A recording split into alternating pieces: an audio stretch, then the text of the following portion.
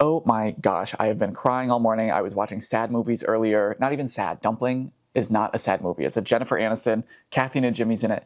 It's like funny and cute. I spent the entire time crying. And I thought, what better way to put an end to that than to talk about some perfumes. So I decided to get out my camera, get out a bunch of my collection, and to talk about them. So today I wanted to focus on my cardamom perfumes and some of my gourmands. I tend to lean more toward gourmand fragrances overall in general. Much to the dismay of some people abroad, when I went to Ireland, Scotland, and England last year for a perfume trip, every time someone would ask me, they're like, oh, what fragrances do you like? And I was like, well, I like gourmands. They're like, ugh, typical American. It's like, I'm sorry, I like things that smell good. Who walks into a bakery and is like, ew, this smells bad? No, you love it. Everyone loves the smell of fresh baked cookies, fresh baked bread, and all that. So people who hate gourmand scents, I get it. I understand. I don't agree. Grow up. They're great. But yeah, so I wanted to talk about my gourmands and my cardamom fragrances. So let's start. Right here, we'll start with one of my favorites, Lune Feline by Atelier des Ors. This is a perfume by Marie Salomon, and it has, as you can guess, cardamom, cinnamon, vanilla, ambergris, musk, and pink pepper. I have a small dent in this. I don't like using a ton of it because it is rather expensive. It's got gold flakes floating around in it. It's very nice. It's a nice, like, spicy, sweet, warm fragrance. I tend to wear this in the evening, and especially if I'm going to a friend's place, I mix a lot of other things with it. I love adding a smoky element to this. They harmonize really well together. You get a little bit of that spiciness, a little bit of the spiciness from the pink pepper with this cardamom and vanilla blend, and then you get a bit of a smooth powderiness from the musk that works so well together. So this next one is Cloud Cardamom by Scent Trunk, and the perfume itself was made by Mauricio Garcia. This one, I only have this small, I think this is 30 ml size. Really great. This has green cardamom, milk, musk, and a little bit of citrus in there. Oh, great sprayer too. This one you get, the green cardamom in this makes a big difference. It's a very bright and fresh cardamom, and it smells exactly like a cardamom roll. I love it.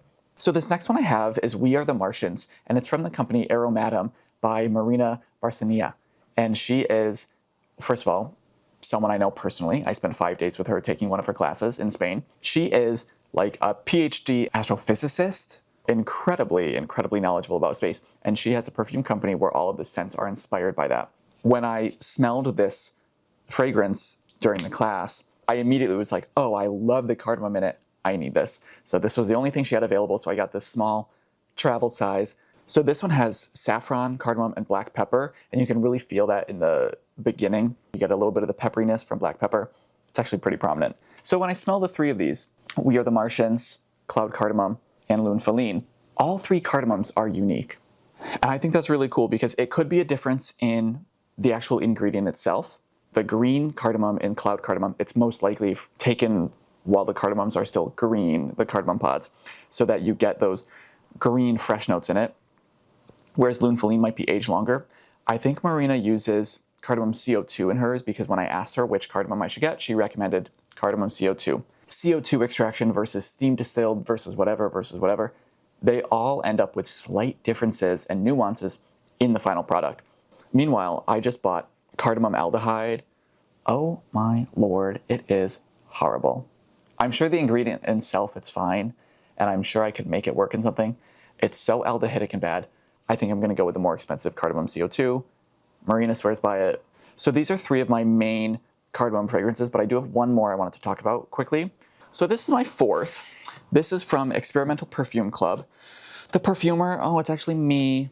JK. I mean, it is, I chose what went in it, so it is a little custom, but it's not like I actually did anything. You've got all these different accords, and then you can combine the accords in different ways, how you like, to make your own formula. So this is my specific blend of 3 different accords. They made the accords. So the 3 I use in mine are Tonka Sesame, Cardamom Moss, and Amber something, Amber Iris. And what that gives you is something lower and warm in the Amber Iris. That's a little floral, but pretty smooth. Tonka Sesame, also very smooth. I would say a little subtle and a little nutty. And then you've got the Cardamom Moss, which adds the bright cardamom notes. And then the mossiness, it's not that I regret it. Now that I smell it, I don't know if it's my favorite. I don't like it at all. I'm smelling it. and it smells bad. So that's fun. I guess I'll have to go back and make a new one. Oh, I smelled the mic. Yeah, it smells like a Band-Aid. Moving on to my gourmand fragrances, I'm going to start with the brand Le Monde Gourmand. As you can imagine, Le Monde Gourmand specializes in gourmand perfumes. Who would have guessed? The first one I have is Chai Eclair. I have it in their jumbo perfume bottle, as well as a hair and body mist. And I haven't really opened the full perfume yet. The reason for that, I've gone through 3 bottles of the smaller sizes. So I use it a lot. I just have not used this full strength one. I tend to keep the hair and body mist in my bathroom. And so I use this more often because I'm running out the door. It's great for me to just, try on right before I head to a party or something. A party, like I do anything. Right before I head to dinner at a friend's house at 7 p.m. and then go to bed at 10. You'll see in a moment, I also have Chai Épice. And this is one of the little bottles I was saying. And as you can see, I use this a lot. This one I also keep in the bathroom. They're both made with blonde wood, fig, lily of the valley or muguet, musk, and violet. Now, if you ask me what I thought was in this, I would have guessed vanilla. I would have guessed musk. I don't think I would have guessed any of the others. But I just get the general sense of like, ooh, this is a nice vanilla gourmand. It's very warm, very inviting. And I get a lot of compliments on it. It's great. These are very affordable. I think the brand as a whole, they range from like $28 to $40. This was $7.99 at Marshall's. This was $8.99. And then this big bottle, I'm pretty sure was $15.99. So like very affordable for what is a very pleasing fragrance. They're in Ulta. I think they're also in Urban Outfitters. Like I said, I get them at Marshall's and TJ Maxx. I am a Maxxinista. I do have a TJX credit card. And let me tell you, I'm using that. For better or for worse. Okay, my next one is Vanilla in Armagnac. I love. I love the bottle. I love the perfumer. I met the perfumer in San Francisco at an event at Ministry of Scent. His name is Fabrice. And I went to the launch of one of his other fragrances. And what makes his perfume very special is the process in which he makes it. What he does is he takes already used barrels from alcohol, so rum, cognac, Armagnac barrels. He then puts the perfumer's alcohol in there. The alcohol, through diffusion, will take in all of the scents and flavors from the alcohol barrels themselves and will draw it into the alcohol. So then when he puts his fragrance ingredients in there, the alcohol itself is already fragranced in a way. It means that all his fragrances are technically limited batches because you can only use the barrel a certain number of times before all the scent, all the flavor is gone. And you can't really recreate it because you would need to get the same exact barrel from the same exact batch of alcohol however many years ago and do all that. And so his perfumes, I would say, are incredibly special and really nice. If you really like boozy fragrances, check out Scents of Wood. They are really, really nice. So this one is really interesting. It's vanilla, of course. And then there's also Isoe Super, which is like a velvety wood note. And then there's some cocoa, there's some citrus notes to brighten it everything. You get a really bright sweetness from the orange and from other citruses that are in there. And then you get a really nice vanilla dry down that's pretty smooth and velvety because of the Isoe Super. So it's really, really nice. I'm a big fan of this one too. This next one is Jo Malone Ginger Biscuit by Christine Nagel. Clearly, it's going to smell like a ginger biscuit, which if you're British, it's a biscuit. If you're American, that's a cookie. Of course, you can imagine that a gingerbread cookie is going to have ginger, cinnamon, vanilla. It also has some hazelnut, some nutmeg, a little bit of caramel in there too. I will say, from my experience wearing this, because ginger is a top note that fades really quickly, but it's really strong, so people notice it when you first spray it really well. And then it fades so fast. So when you spray it, you get the ginger note immediately, and you're like, oh, this is a really delicious scent. 20 minutes later, I'm not smelling it, and I have to reapply. I would maybe layer this on something else that has a much longer lasting dry down, because I'm really not getting too much from this. Next, I have Dave by Henry Rose. This is by Pascal Garin. Unfortunately, I don't know how to pronounce his name. This has neroli, pink pepper, some floral notes in there. There's cocoa, cream, and vanilla. And so what you get is, like I said, a very creamy vanilla. It's really nice. I don't think the dry down is super long on this either. Between this and Only Human by Noise, which is another vanilla perfume, Only Human by Noise has a beautiful dry down that lasts a long time. It's a skin scent, so it's really close, but oh my lord, it's so good. This one, I really like up front, and then I don't notice as much on the dry down. I would describe this maybe as more of a skin scent after the top notes disappear, but it is really nice. The floral aspect to it almost, I don't want to say makes it soapy, because it doesn't feel like soap. That makes it feel very nice and clean. The neroli in it is good. Gives you some nice brightness up at the top with the pink pepper. Overall, really nice, and I'm a fan, but it's not my go-to. I did just buy this probably a week and a half ago, and I've used a little bit. I'm not crazy about it. If given the choice between this and Only Human by Noise, I'm going to go with Only Human. While given the choice between this and half of my other gourmands, I'm probably going to go with my other gourmands. It's good. It's not the best. Now, I do feel a little like I'm only telling you all the good things and not bad, but if I don't like a perfume, I get rid of it. So I don't have 1,000 perfumes, so I don't have anything bad. Frankly, the worst perfume I have is the one I made, so sorry about that.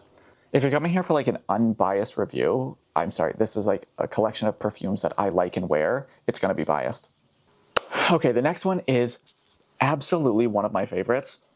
I don't have the actual perfume. I have a couple little samples that I use very sparingly, but I have the hair and body mist. Celine Black Tie.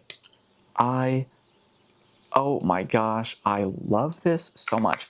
I was in the Celine store in LA, and I was just, trying different fragrances and all that. Didn't like most of them, got to this, fell in love. And I was like, okay, how much could it be? I think the small bottle is $310 and the big bottle is $450. And it's like, okay, I'm not buying those. That is too expensive. Will not be doing that. But it also didn't matter because they were out of stock for a year or something. They just could not get more. And this was at every Celine store. When I was in Madrid, I was able to get this. This was all they had because they still didn't have the perfume. This was in September. Now it's back. They finally have some in stock. I don't know if I will buy it because it's so expensive, but it's also my favorite. So this has vanilla, of course, orris butter, cedar, moss, and musk. To me, this is gourmand because it smells like cream soda in the best way possible. Like, and you're sitting there with like the fizzy bubbles and everything, just smelling it. It's pretty powdery because of the musk, the orris butter, and all that. It's like a cream soda baby powder, which I know sounds crazy. Oh my gosh, it's so good. I might buy the perfume. I don't know. That's very expensive, and I frankly don't want to spend that much money on it. Okay, this next one is another one of my favorites. And this was something that really surprised me because when I heard the notes from it, I was not really interested. And then I was watching perfumers and talk about it, and she said that she really enjoyed it. She said that everyone she has talked to has enjoyed it. I have not seen a negative review of this perfume. And this is the Cirque du Soleil Le de Parfum. I don't know how to speak French, and I'm embarrassed to try, so I'm going to make a joke out of it. But it's a Le de Parfum. Beautiful, beautiful. First of all, gorgeous packaging, just in general. This box, this bottle, oh my lord, it's so good. Real metal cap, this beautiful like Art Deco glass that goes from the light blue to the purple. It's got, it's so nice. So this perfume is by Alexis Grugan, and I believe it's Cirque du Soleil's only perfume. It's $195 for the whole bottle. I had tried a 5 milliliter sample of it from Scent Split. So I purchased that, tried it once, and I was like, I'm not really vibing with this. Then tried it again, and I was like, okay, it's a little better. Tried it a third time, and fell in love with it, and then eventually bought this in person down in San Francisco at Ministry of Scent. The opening notes for this, you're gonna get cotton candy and like candy apple. And it really smells like that. You get like that sugary apple. It's a little fruity. It's very sugary, but not in a bad way, not in a Bath & Body Works way. And then immediately after that, you get buttered popcorn, which is a weird scent to think about. It's almost kettle corn. The buttered popcorn notes smooths it out too, which is really nice. And then of course it's got amber and vanilla, and then also sandalwood. It's so good. It's so interesting. I think I'm mostly impressed with this because it's not something I would go for because of those fruity, sugary open notes. I love gourmand fragrances, but I don't necessarily like sugary. So when I saw that this was candied apple, cotton candy and all that, I thought, I don't really want to smell like that. And then I tried it and I changed my mind. This is a fragrance where if I ever found out they were discontinuing it, I would probably buy another like bottle or two because this is something that I really love. Big fan of this, would absolutely recommend. So this next one is, of course, Bianco Latte. It's from Giardini di Toscana, and it's by Silvia Martinelli. I mean, it's been viral. It's sold out multiple times. Bianco Latte. It's a pretty classic gourmand, I would say. Like when you think of gourmands, I would say that. This is mostly caramel, honey, vanilla, and musk. And so it's really sweet. It is a very sweet fragrance. You get beautiful honey notes. The dry down is really nice because you get the honey, vanilla, and musk. You know, I mean, you really get kind of that caramely vanilla note. It's really very good. Again, I'm biased.